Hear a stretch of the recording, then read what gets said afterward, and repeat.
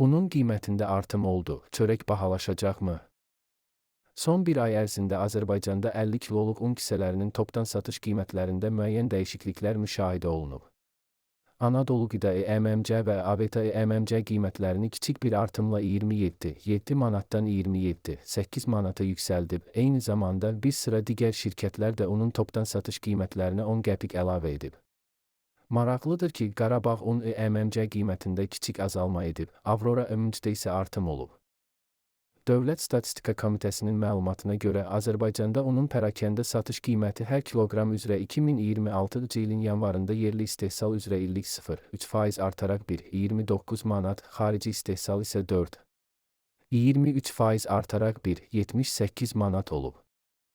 Unun qiymətindəki artım çörəyin bahalaşmasına səbəb olacaqmı?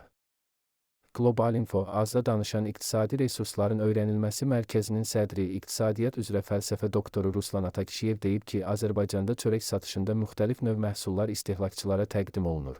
Hər bir alıcı öz zövqünə uyğun seçim edə bilir. Bazarda yüksək qiymətli çörəklər mövcuddur ki, onların da alıcıları var, ən ucuz çörəklər də var və əsasən əhalinin həssas təbəqəsi bu məhsullardan yararlanır.